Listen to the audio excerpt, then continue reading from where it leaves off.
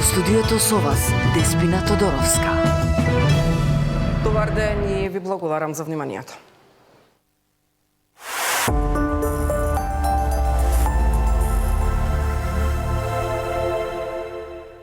Премиерот Мицкоски ги негира информациите дека струшкиот градоначалник Рами Смерко влегува во владата со договорени директорски места во Пошта, финансиско разузнавање и УЈП.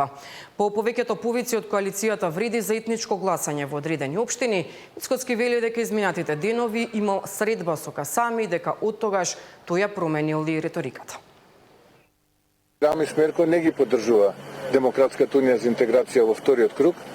И предпоставувам сега, за да најдат против тежа, како да направат сензација за да потонат таа вест, вадат во јавноста комплетна невистина. Мислам, тама работа, видете, луѓе, ние многу пати во минатото сме кажале нашиот став за Рами Смерко, така што, ете, оставам на тој начин да прават и креират сензација, че апсолутно не точно. Да, јас се сретнав со Било Касами, разговаравме и мислам дека он веќе почна да ги испраќа оние вистински изјави кои што треба да прилегаат на еден градоначалник на мултиетничко тето. Најдоцна до среда пак и СДСМ ќе донесе одлука за тоа кои кандидати ќе ги поддржат во оние општини во кои нема да се надпреваруваат во вториот круг од изборите. Лидерот на партијата Венко Филипчев вчера порача дека при изборот ќе се водат од личните квалитети на кандидатите и ставот на членството, а не според етничката припадност. Мултиетничкиот карактер на нашата земја, реално добрите меѓуетнички односи се нешто што треба да останат приоритет. Од друга страна, факт е дека граѓаните многу често гласаат по етничка линија. Меѓутоа, во контекст на прашањето кое што го поставите, во тој дел ние ќе донесеме конечен заклучок за тоа како ќе се поставиме и со кои ќе коалицираме устени неколку денови, најкасно до средина на следнава недела, некаде до среда. При тоа, како ќе коалицираме, кој кандидат ќе поддржиме таму кај што немаме ние наши кандидати, ќе зависи од повеќе фактори. Прво за тоа каква е карактеристиката на нашата општинска организација, понатаму какво е расположението, афинитетите на луѓето кои што се таму членови. Ако нешто нема да биде критериум, тоа нема да биде етничката припадност. Разговараме со сите политички чинители, не е тоа само Кичево, Брвеница, станува збор за Скопје, станува збор за тоа што и како ќе се поставиме во Карпуш, во Куманово, меѓутоа дозволете до најкасно среда да го кажем нашиот став.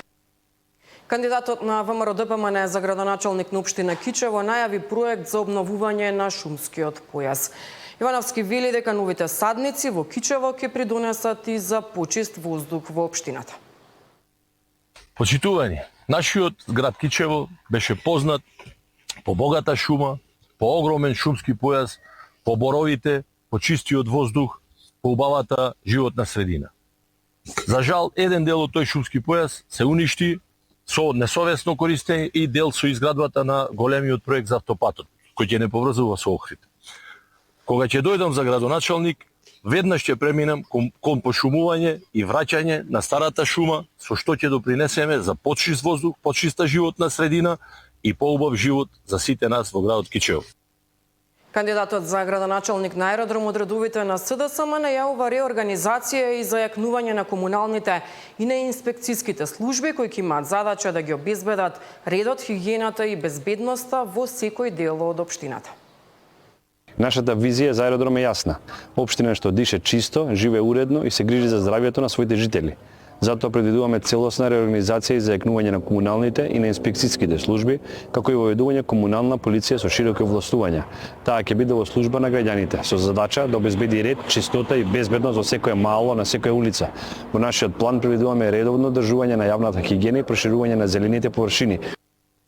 Еднократна финансиска поддршка од 7.000 динари за сите пензионери во Центар, чија пензија не е повисока од просечната, како и 12.000 динари за сите нови корисници на пензија во општината, најавува и кандидатот на знам за градоначалник на општина Центар.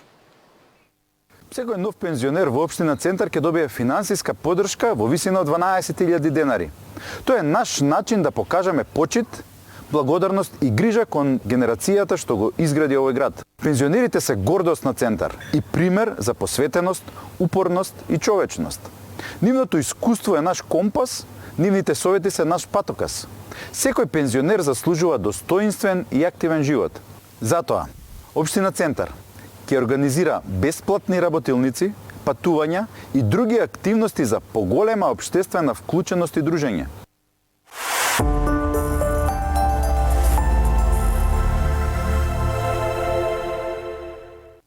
11 месеци казна затвор доби родителот кој на фудбалскиот надпревар помеѓу младинските екипи на Брегалница и Шкупи нападна двајца 15 годишни домашни фудбалери.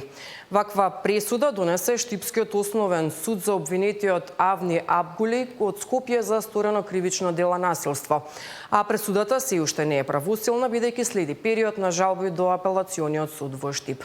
Инцидентот се случи на игралиштето Бело Брдо во Штип на 24 август годинава во 89-та минута од надпреварот, кога судијата поради прекршок доделил втор жолт картон со што го исклучил од игра синот на осомничениот кој играл за Шкупи. Незадоволен од одлуката, таткото влегол на теренот и со тупаници и клуци започнал да ги удира двете деца, нанесувајќи им тешки телесни повреди. По инцидентот и ФФМ донесе повеќе дисциплински мерки.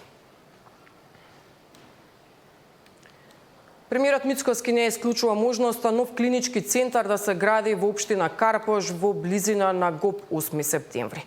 Сепак овој проект би се реализирал дури откако ќе заврши проектот за реконструкција и доопремување на болниците во Штип и Тетово. Да завршат локални избори, па да се распише јавен повик за финансиски институции за оние болниците кои што се за клиничките центри и болниците поврзани со влада со влада договорот со Обединетото кралство, тоа да заживе, па потоа следна е големиот клинички центар, инаку тоа наистина делува дека како одлична можност и одлична локација, 3 булевари, гасна поврзаност, сообраќајна поврзаност, така што ајде да видиме, да оставиме експертите да си го кажат своето мислење. Ова е опција, ова е локација? Апсолутно да. Од денеска почнува зимскиот распоред на летови на Скопскиот и Охридскиот аеродром со 11 нови директни авиолинии. Од Министерството за транспорт информираат дека денеска стартуваат летовите од Скопје до Стокхолм, како и до Бари, како и од Охрид до Базел, кои ќе се одвиваат 2 пати неделно. Додека од утре стартува директната линија од Скопје до Мадрид 3 пати во неделата. Од 5 нови линии што започнуваат денеска и утре, Мадрид и Бари се целосно нови дестинации за македонскиот пазар, односно главниот град на Македонија за прв пат ќе биде поврзан со шпанската престолнина и со италијанскиот крајбрежен град. Од Министерството за транспорт потенцираат дека новите линии ќе го зголемат бројот на туристи, но и на бизнисмени во Македонија. Преку поддршка на научната фела и спроведување на стратегијата за развој, УКИМ ќе го подобрува квалитетот на високото образование. Ректорката Ангелова е задоволна од имплементацијата на проектите со фокус на дигитализацијата. Вели дека се посветени на наоѓање на недостатоците од изминатите години и целосно менување на сликата на универзитетот. Според неа доказ дека УКИМ се движи во добра насока е што годинава зголемен е интересот на странски студенти, односно дури 300 биле запишани.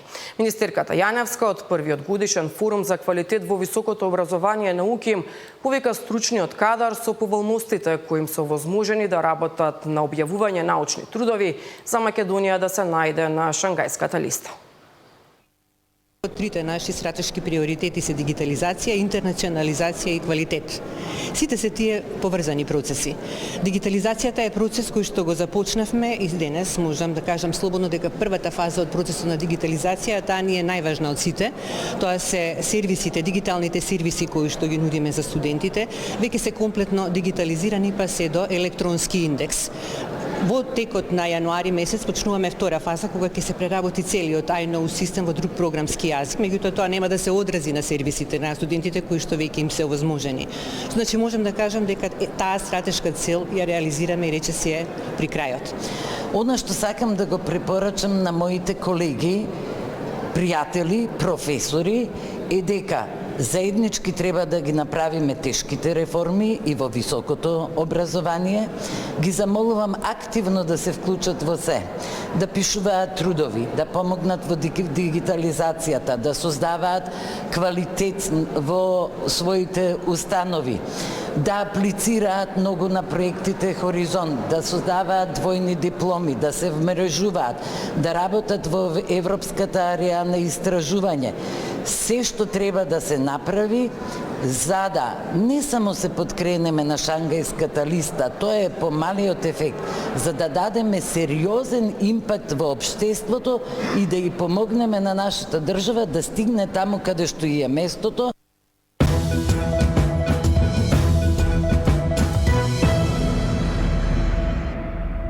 Следуваат и најновите информации